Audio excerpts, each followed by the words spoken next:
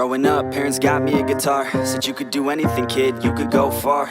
You could be the president, fireman, race cars. The sky's the limit, kid, so shoot for the stars. So I strummed that guitar every day.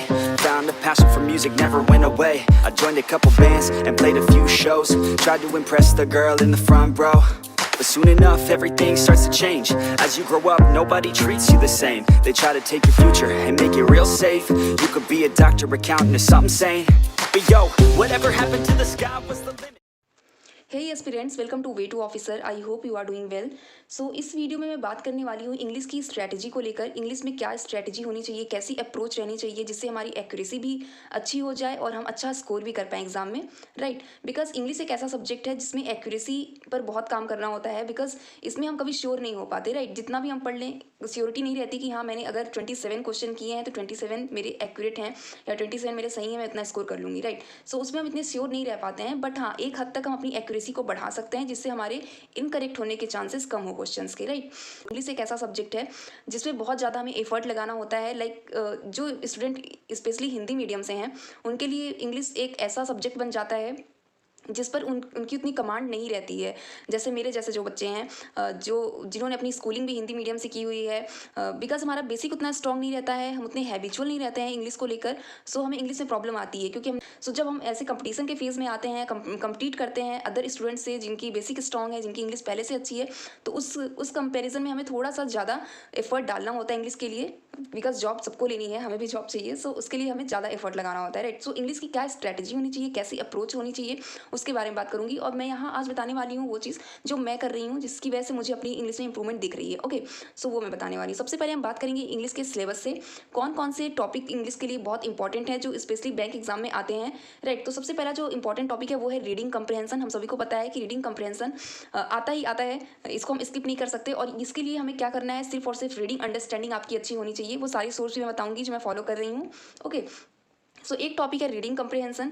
Next जो सबसे important बन जाता है जिससे 5 number के question आपके आते हैं वो है क्लोज टेस्ट। ये डिटेक्शन ये फिक्स होता है, 5 नंबर के क्वेश्चन आने होते हैं एरर डिटेक्शन से। इसके लिए हमें अपनी ग्रामर को अच्छा करना है, ग्रामर जो रूल्स हैं उन सभी को स्ट्रॉन्ग करना है, सभी को मेमोराइज करना है।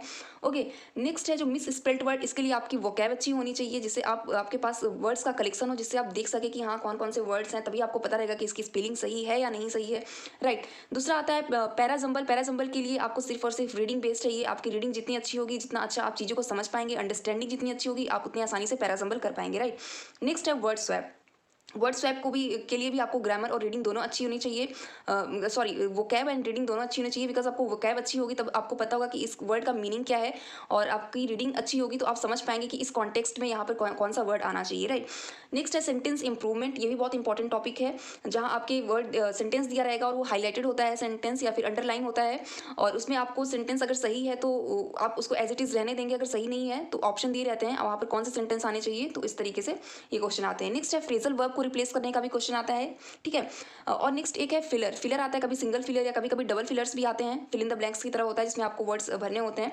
ओके, और भी क्वेश्चन आते हैं लाइक रीडिंग कंप्रहेंशन में भी सिनोनिम एंटोनिम से क्वेश्चन जो कि वोकैब बेस्ड क्वेश्चन है। सिनोनिम एंटोनिम वोकैब से इसका मीनिंग क्या है, इसका सिनोनिम क्या है, इसका एंटोनिम क्या है। ओके, सो ये जो मेन टॉपिक है, जो मेन सिलेबस है जो हमारे इंग्लिश में आता है वो ये सारे हैं, ठीक है। तो इंग्लिश में अच्छा स्कोर करने के लिए, अपनी एक्यूरेसी को मेंटेन करने के लिए, मैक्सिमाइज करने के लिए हमें 3 चीज़ों पर काम करना है। Okay, so first one is grammar. हमें ग्रामर को अपना अच्छे से स्ट्रॉन्ग करना है। सेकंड वन इज़ वोकैब, हमारे पास वर्ड कलेक्शन होने चाहिए।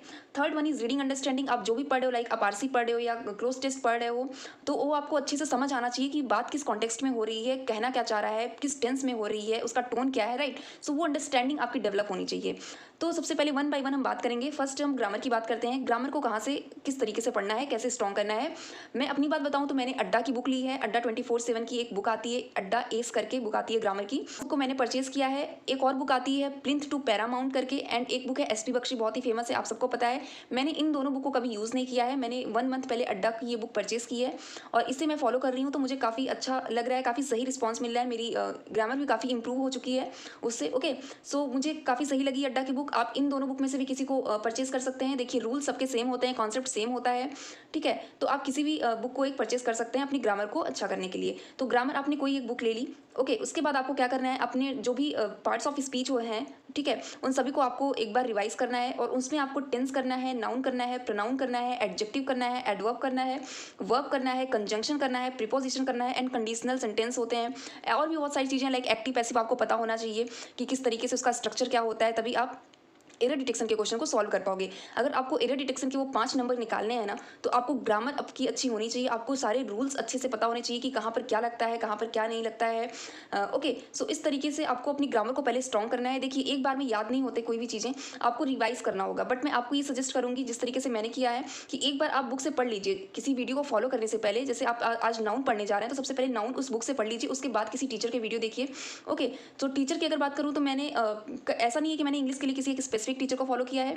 मैंने 2-3 टीचर से अपने कॉन्सेप्ट को क्लियर किया है। लाइक अगर मैंने नाउन आज पढ़ा बुक से, तो मैंने नाउन के लिए यूट्यूब पर सर्च किया। नाउन तो निमिषा बंसल मैम का मैंने पढ़ लिया एंड विशाल सर से पढ़ लिया, या फिर कोई और टीचर दिखे जिनका मुझे सही लगा कॉन्सेप्ट तो उनसे पढ़ लिया। ओके, सो मैं अभी अगर जनरली बताऊँ तो मैं ज़्यादातर निमिषा बंसल मैम को फॉलो करती हूँ और तरुण ग्रोवर सर हैं एक जो इंग्लिश पढ़ाते हैं, तो उनका भी मेथड मुझे काफ़ी सही लगता है। तो इन 2 टीचर्स को मैं फॉलो करती हूँ। आप विशाल सर को भी फॉलो कर सकते हैं, वो भी काफ़ी अच्छा पढ़ाते हैं।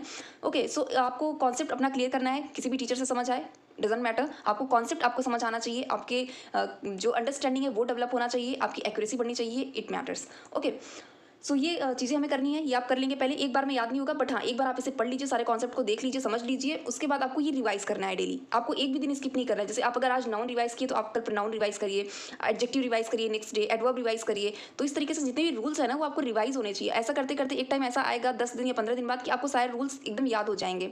और जब भी आप एरर डिटेक्शन के क्वेश्चन सॉल्व करोगे ना, तो आपको समझ आने लगेगा। आप उसे एक सेंटेंस की तरह नहीं देखोगे, आपको दिखने लगेगा, सब्जेक्ट दिखने लगेगा, वर्ब दिखने लगेगा, ओके, आपको प्रोनाउन दिखने लगेगा, एडजेक्टिव दिखने लगेगा। तो ये सारी चीज़ें आपको दिखने लगेंगी अपने आप, जब आपको ये रूल्स रिवाइज होंगे। ओके, सो हमें ग्रामर को इस तरीके से मजबूत करना है, इससे हमारे कई सारे क्वेश्चन सॉल्व हो जाएंगे। लाइक एरर डिटेक्शन हो गया, फिलर्स में भी ग्रामर बहुत काम आती है। अगर हमें वर्ड का मीनिंग नहीं पता है तो वहाँ पर कभी कभी ग्रामर भी काम आ जाती है। लाइक ऑफ के बाद अगर वर्ब है तो आईएनजी फॉर्म लगेगी, हमें पता है। तो इस तरीके से चीज़ें कभी कभी काम आ जाती हैं, ठीक है। सो ये हमें अच्छे से करना है। उसके बाद आपको क्या करना है, वोकैब के लिए जो मैं सोर्स फॉलो करती हूँ वो है द हिंदू का कोई एडिटोरियल उठाइए, या फिर जो भी आपको सेक्शन आपको अच्छा लगता है, पढ़ने में इंटरेस्ट है, वो उठाइए, उस एडिटोरियल को पढ़िए आप, ठीक है। और वहाँ से जो भी वर्ड लग रहे हैं, नए नए वर्ड्स लग रहे हैं, उसे आप अपने नोट्स में नोट कर लीजिए। ओके, एंड इस तरीके से आपके पास दिन भर में 10 या 15 वर्ड्स का कलेक्शन हो जाएगा, राइट। सो उसे आप रात में एक बार रिवाइज कर लीजिए। इस तरीके से करते करते आपके पास कई सारे वर्ड कलेक्ट हो जाएंगे और आपका वोकैब जो है काफ़ी स्ट्रॉन्ग हो जाएगा धीरे धीरे, राइट। बिकॉज इसे देखिए, वोकैब अगर आप इस तरीके से करते हैं तो ये पॉसिबल नहीं है कि आपको सारे वोकैब की मीनिंग याद हो सकें, राइट। बिकॉज बहुत सारे हैं, इंग्लिश बहुत वास्ट है। इंग्लिश कोई ऐसा कॉन्सेप्ट बेस्ड सब्जेक्ट नहीं है ना कि आप क्वांट और रीजनिंग की तरह कि आपने टाइम एंड वर्क पढ़ा, आपको सारे कॉन्सेप्ट समझ में आ गए, आप अब उसके सारे क्वेश्चन बना लोगे, चाहे लेवल अच्छा ईजी हो या फिर लेवल हाई हो, आप बना लोगे। ऐसा नहीं है। इंग्लिश एक लैंग्वेज है, ये बहुत ही वास्ट लैंग्वेज है। हमें इसमें पीएचडी नहीं करी, हमें इसमें एग्जाम ओरिएंटेड पढ़ना है। ओके, सो इसके लिए आपको कुछ लिमिटेड जो है, एक वोकैब आपको अपनी एक लिमिट तक बना के रखनी है कि हाँ ऐसे ऐसे वोकैब्स आएंगे तो मैं कर लूँगी। ओके, सो वोकैब में आपको क्या करना है, सबसे मेन इंपॉर्टेंट कि आप वोकैब नोट डाउन करोगे। और जब आप वोकैब नोट डाउन कर रहे हो तो वहाँ पर जो भी वोकैब का आपको वो देखना होगा कॉन्टेक्स्ट, कि किस वोकैब निगेटिव इसका मीनिंग है या पॉजिटिव मीनिंग है। ओके, बिकॉज देखिए इतने सारे वर्ड मीनिंग है वो याद नहीं रह पाते, पॉसिबल नहीं, राइट। बट आपको अगर ये पता होगा कि ये इसका मीनिंग पॉजिटिव है या इसका मीनिंग निगेटिव है, तो ये आपको एग्जाम में काफ़ी हेल्पफुल होंगे। बिकॉज मैं ऐसे करती हूँ, लाइक एंटीपैथी एक वर्ड है। ओके, सो एंटीपैथी का मतलब ही होता है कि नफरत या घृणा या फिर ईर्ष्या, इस तरीके की चीज़ें, लाइक बहुत ही निगेटिव वर्ड है, राइट। सो इस तरह अगर मुझे पता होगा और अगर मुझे एग्जाम में नहीं याद आ रहा है कि इसका एग्जैक्ट मीनिंग क्या होता है, बट मुझे ये पता है कि एंटीपैथी एक निगेटिव वर्ड है और यहाँ पर इस कॉन्टेक्स्ट में मुझे सेंटेंस में मुझे निगेटिव वर्ड रखना है, तो आप इस तरीके से एलिमिनेट कर सकते हो ऑप्शन के थ्रू, राइट। सो इस तरीके से आपको चीज़ें करनी, जो भी आप वर्ड पढ़े हो ना, आप उसको जरूर देखिए कि ये निगेटिव वर्ड है या पॉजिटिव वर्ड है।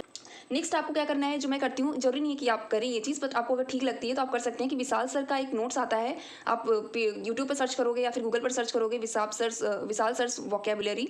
ओके, तो वो आपको मिल जाएगा, 1000 वर्ड का कलेक्शन है पूरा, तो उसमें कई सारे वर्ड हैं। तो एक बार आप उसे रिवाइज कर लीजिए, जब भी आपको टाइम मिले, दिन भर में टाइम मिलता है तो उसे रिवाइज कर लीजिए। तो कई सारे वर्ड जो होते हैं वो रिवाइज होते रहते हैं, दिमाग में आते हैं। आप फिर द हिंदू पढ़ते हो, न्यूज़पेपर पढ़ते हो, तो वो फिर रिपीट होते हैं, तो जिसके पता चल जाता है कि काफ़ी कुछ मीनिंग जो है रिवाइज हो जाती है, ठीक है। तो ये आप कर सकते हैं। नेक्स्ट आपको क्या करना है कि अगर आप बुक लिए हैं तो आप बुक से भी पढ़ सकते हैं। जैसे कि अड्डा की जो बुक ली है मैंने, उसमें 200 वर्ड मीनिंग है लगभग। ओके, सो वहाँ से मैं पढ़ लेती हूँ कि 200 वर्ड मीनिंग में जो भी इंपॉर्टेंट वर्ड हैं वो दिए रहते हैं, तो वहाँ से भी काफ़ी वर्ड जो है रिवाइज हो जाते हैं, ठीक है। तो वो कैब के लिए आपको इस तरीके से करना है। अब रीडिंग अंडरस्टैंडिंग के लिए आपको क्या करना है, रीडिंग अंडरस्टैंडिंग के लिए आपको द हिंदू न्यूज़पेपर पढ़ना है। आप कोई भी न्यूज़पेपर ले सकते हैं, Times of India, Mint, Business Standard, कोई भी न्यूज़पेपर आप लीजिए, बट उससे एक एडिटोरियल आप डेली पढ़िए। मैं क्या करती हूँ कि मैं द हिंदू एडिटोरियल लेके एक पढ़ती हूँ और उससे जो भी अपने ग्रामर के रूल्स हैं उसे भी चेक करती हूँ, सारे ग्रामर के रूल्स फॉलो हो रहे हैं कि नहीं। इससे आपका ग्रामर रूल्स भी रिवाइज हो जाता है, आपकी अंडरस्टैंडिंग भी डेवलप होती है और आपका वोकैब भी स्ट्रांग होता है, बिकॉज उसमें कई सारे ऐसे वर्ड्स होते हैं जिनके मीनिंग नहीं आते हैं। मैं क्या करती हूँ कि हिंद खोज करके एक ऐप है, उसे मैंने डाउनलोड किया है। आप उसे द हिंदू के कोई भी वर्ड को आप कॉपी करोगे तो वहाँ पर उसकी मीनिंग आ जाती है डायरेक्ट। ओके, सो इससे आपकी वोकैब भी स्ट्रांग हो रही है, ग्रामर भी स्ट्रांग हो रहा है, रीडिंग अंडरस्टैंडिंग भी डेवलप हो रही है, तीनों चीज़ें एक साथ हो रही हैं। ओके, तो रीडिंग बहुत इंपॉर्टेंट है आपकी इंग्लिश को इंप्रूव करने में, एक्यूरेसी बढ़ाने में। अगर आप बिगिनर हैं, आपको कुछ नहीं आता है कि किस तरीके से करना है, तो आप YET क्लासेस करके यूट्यूब पर एक क्लास चलती है, आप उसे फॉलो कर सकते हैं। उससे आपकी अंडरस्टैंडिंग डेवलप होगी कि हाँ किस तरीके से चीज़ों को पढ़ना है, सब्जेक्ट कैसे देखना है, सब्जेक्ट के अकॉर्डिंग कौन सी वर्ब आ रही है, प्रोनाउन कौन सा आ रहा है, एडवर्ब, एडजेक्टिव, नाउन, ये स्ट्रक्चर फॉलो हो रहा है कि नहीं, एडजेक्टिव कौन सा एडजेक्टिव मॉडिफाई कर रहा है नाउन को, एडवर्ब मॉडिफाई कर रहा है एडजेक्टिव को कि नहीं। तो ये सारी चीज़ें आपको वहाँ पर देखना है किस तरीके से, ये आपको पता चल जाएंगी YET क्लासेस से। ओके, बहुत से लोग विशाल सर और निमिषा बंसल मैम के भी एडिटोरियल को फॉलो करते हैं, बट पर्सनली मैं अपनी बात करूँ, मैंने कभी फॉलो नहीं किया है। मैं YET क्लासेस को मैंने फॉलो किया है 10 to 15 डेज, उसके बाद मैंने सेल्फ स्टडी की है, जो मैं अभी कर रही हूँ सेल्फ स्टडी। ओके, सो ये इस तरीके से आपको करना है। डेली आपको क्या करना है कि अगर आपने जब ये ग्रामर आपने पढ़ लिया है तो उसके बाद ग्रामर रूल्स का आपको रिवीजन करना है। आप सारे ग्रामर रूल्स ले लीजिए, उसे रिवाइज करिए डेली। ओके, डेली सब कुछ नहीं कर सकते, लाइक आज नाउन उठाया, नाउन रिवाइज कर लिए, कल प्रोनाउन कर लिया, फिर एडजेक्टिव कर लिया, एडवर्ब कर लिया। इससे आपके एक हफ्ते या 10 दिन में आपके रूल्स रिवाइज होते रहेंगे सारे, जो काफ़ी बेनिफिशियल है और बहुत इंपॉर्टेंट भी है। या फिर आप अगर अच्छे से रिवाइज कर चुके हो एक बार, तो आप 120 रूल्स ऑफ ग्रामर करके निमिषा बंसल मैम की PDF आती है, जो ईजिली अवेलेबल है हर जगह, टेलीग्राम, यूट्यूब, गूगल, कहीं से भी आप डाउनलोड कर लो और उसे आप रिवाइज करते रहो। ओके, तो ये काफ़ी बेनिफिशियल है। नेक्स्ट आपको 1 एडिटोरियल पढ़ना है न्यूज़पेपर से, ये जैसे मैंने बताया कि आपको एडिटोरियल डेली पढ़ना है। नेक्स्ट आपको डेली वोकैब रिवीजन करने हैं, जो भी आप वोकैब नए वोकैब पढ़ रहे हो उसे रिवाइज करो, जो आपने पुराने वोकैब पढ़े हैं उसे भी रिवाइज करो। वोकैब के लिए मैंने जो बताया कि जिस तरीके से वोकैब आपको क्या करना है कि आपको उसका देखना भी है कि किस तरीके से वो निगेटिव साउंड कर रहा है या पॉजिटिव मीनिंग उसकी है, तो ये भी आपको करते चलना है, ठीक है। नेक्स्ट आपको 10 to 15 फ्रेजल वर्ब भी रिवाइज करने हैं। आप अगर जो भी बुक फॉलो कर रहे हो वहाँ से 10 to 15 फ्रेजल वर्ब निकालो और डेली उसे रिवाइज करते चलो, बिकॉज फ्रेजल वर्ब ऐसा पार्ट है जिसमें आप डायरेक्ट जो है क्वेश्चन देख के सॉल्व नहीं कर सकते, आपको उसकी मीनिंग भी आनी चाहिए, आपको पता भी होना चाहिए कि कौन सा फ्रेजल वर्ब सही है, कैसे यूज़ होता है, कैसे नहीं। ओके, सो ये चीज़ आपको करनी है, बिकॉज इससे भी कभी कभी टॉपिक से क्वेश्चन आ जाते हैं, राइट। सो इसका हम स्किप नहीं कर सकते। नेक्स्ट आपको प्रैक्टिस के लिए क्या करना है डेली, आप तो ये डेली करोगे। नेक्स्ट प्रैक्टिस के लिए आपको डेली टेक्स्ट बुक से आप प्रैक्टिस करिए। लाइक मैं अपनी बात करूँ, मैं टेक्स्ट बुक से डेली प्रैक्टिस करती हूँ क्वेश्चन, बिकॉज उसमें जिस तरीके की एनालिसिस मिलती है ऐसी एनालिसिस कहीं भी किसी भी ऐप में या किसी भी टेस्ट में नहीं मिलती है। जितने मैंने अभी तक देखे हैं, लाइक अड्डा हो, ऑली बोर्ड हो या फिर कोई भी हो, कोई भी टेस्ट में उतनी अच्छी एनालिसिस, डीप एनालिसिस नहीं मिलती जितनी टेक्स्ट बुक में मिलती है। आप ये जरूर एग्री करोगे अगर आपने कभी टेक्स्ट बुक का टेस्ट दिया होगा तो। ओके, सो उसकी इंग्लिश की एनालिसिस मुझे काफ़ी सही लगती है, काफ़ी कुछ एडिशनल इन्फॉर्मेशन भी दे देते हैं वो, तो काफ़ी चीज़ें स्ट्रॉन्ग हो जाती हैं, काफ़ी चीज़ें पता चल जाती हैं और रिवाइज हो जाती है। तो मैं कहूँगी कि आप डेली टेक्स्ट बुक से इंग्लिश का तो जरूर करो, और किसी सब्जेक्ट का करो या ना करो, बट इंग्लिश का आप करो, उससे आपको काफ़ी बेनिफिट होगा, आप खुद देखोगे। नेक्स्ट आप अड्डा के डेली क्विज भी फॉलो कर सकते हैं, थोड़ा लेवल अच्छा ट्राई करने के लिए। अगर आपको और अच्छा लेवल ट्राई करना है तो आप अड्डा का डेली क्विज से 2 मॉक दे लो डेली, उससे आपको अपना इंप्रूवमेंट भी पता चलता रहेगा कि हाँ आप कहाँ पर अभी आपको कितना अभी आप स्ट्रॉन्ग करना है, कहाँ पर आप अभी लाई कर रहे हो। ओके, सो इस तरीके से करना है आपको, सारी चीज़ें फॉलो करनी है, और अगर आप धीरे धीरे इस तरीके से करते रहोगे तो आपको खुद इंप्रूवमेंट दिखने लगेगी। हाँ, और हमें इतना ज़्यादा एफर्ट इसलिए करना है बिकॉज जिनकी ग्रामर स्ट्रॉन्ग है, वोकैब स्ट्रॉन्ग है, रीडिंग अंडरस्टैंडिंग अच्छी, उनको इतना एफर्ट नहीं करना होता है। बट जिनका बेसिक स्ट्रॉन्ग नहीं है, जिनकी अंडरस्टैंडिंग अच्छी नहीं है, तो उनको उतना एफर्ट करना है, बिकॉज हमें कम्पीट करना है इन लोगों से जो जिनकी बेसिक स्ट्रॉन्ग है। ओके, सो इसके लिए हमें ज़्यादा एफर्ट डालना ही होगा, बिकॉज इंग्लिश एक ऐसा लैंग्वेज है, ऐसा सब्जेक्ट है जो 1 दिन 2 दिन 10 दिन में पढ़कर नहीं आ सकता है, आप एग्जाम क्वालिफाई नहीं कर सकते हो। आपको इसके लिए 1 महीने 2 महीने 3 महीने 6 महीने आपको एफर्ट डालने होते हैं, राइट। सो आपको इस तरीके से आपको पढ़ना है। अगर आप इस तरीके से फॉलो करोगे तो आप कम टाइम में काफ़ी अच्छा स्कोर कर लोगे, काफ़ी अच्छा इंप्रूव कर लोगे, आपकी एक्यूरेसी भी मेंटेन हो जाएगी। और ये जो चीज़ें हैं ना, मैंने अभी सिर्फ 1 मंथ से ही मैं फॉलो कर रही हूँ और मुझे काफ़ी इंप्रूवमेंट देखने को मिल रहा है। सो ये मैं आपको भी सजेस्ट करूँगी कि आप भी इस तरीके से फॉलो कर सकते हो। अगर आपकी एक्यूरेसी इतनी अच्छी नहीं है, आपके स्कोर नहीं आ रहे हैं, तो आपको भी काफ़ी इंप्रूवमेंट देखने को मिलेगी।